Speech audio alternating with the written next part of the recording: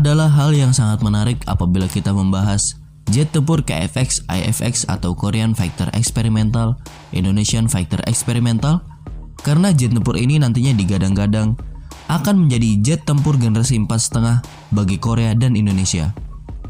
Jet tempur ini sendiri merupakan proyek jangka panjang bagi kedua negara, di mana walaupun jet tempur ini adalah jet tempur generasi 4,5, namun untuk desain pesawat sengaja menggunakan desain ala-ala jet tempur generasi kelima layaknya F-35 Amerika Serikat. Bukan tanpa alasan, ini karena long term plan atau rencana jangka panjang pesawat ini nantinya bisa di-upgrade ke pesawat tempur generasi kelima seiring berjalannya waktu. Maka, secara rencana jangka panjang tersebut, pesawat ini sangat cocok untuk Indonesia di masa yang akan mendatang. Berkaitan dengan update berita tentang KFX, ada hal baru yang diumumkan oleh pihak Korea Selatan. Meski tak kunjung mendapatkan kepastian dari Indonesia sampai saat ini tentang kerjasama pengembangan KFX IFX, bukan berarti Korea Selatan surut dalam pengembangan jet tempur masa depan KFX atau Korean Fighter Experimental, IFX Indonesian Fighter Experimental. Sekali layar terkembang, pantang surut ke belakang, di mana KFX telah menjadi bagian dari proyek nasional, maka tak ada lagi istilah gigi mundur walaupun seandainya ditinggalkan oleh Indonesia. Bahkan jelang peluncuran prototipe perdana KFX pada April 2021 mendatang, fokus perhatian bukan sebatas pada jet tempur semata, komponen pendukung yang terkait KFX juga terus dimatangkan. Seperti sistem perangkat elektronik dan persenjataan apa yang nantinya akan digotong oleh pesawat tempur twin engine ini.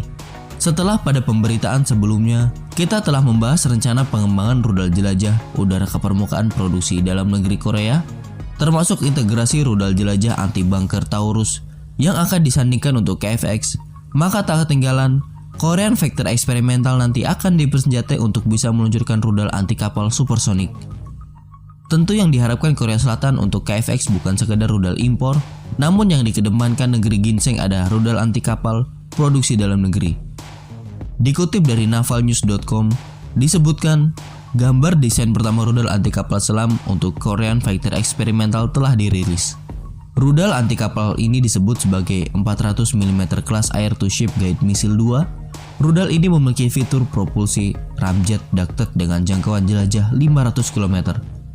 Pihak Kementerian Pertahanan Korea Selatan mengatakan kemungkinan rudal anti kapal untuk Korean Fighter Experimental akan dikembangkan oleh Leak Next One dengan AID atau Agency for Defense Development. Tentu rudal ini adalah sesuatu yang sangat menakutkan bagi awak kapal musuh. Seiring dengan roadmap produksi dan pengembangan Korean Fighter Experimental, maka rudal anti kapal ini diharapkan dapat diuji tembak pada tahun 2026 dan bisa memasuki layanan Angkatan Udara Korea Selatan pada awal tahun 2030. Korea Selatan nampak serius untuk melengkapi persenjataan KFX.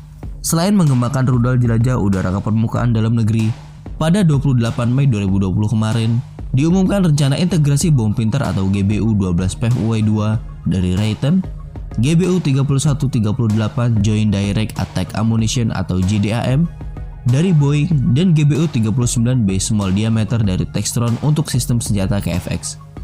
Integrasi pada senjata udara ke permukaan buatan Amerika Serikat tentu tak bisa dikesampingkan. Rencananya, program integrasi sistem senjata akan dimulai pada akhir tahun ini, dan integrasi penuh diharapkan dapat terjadi dalam kurun waktu 7 tahun mendatang. Bagi beberapa vendor rudal global, rupanya program KFX dipandang sangat seksi untuk branding.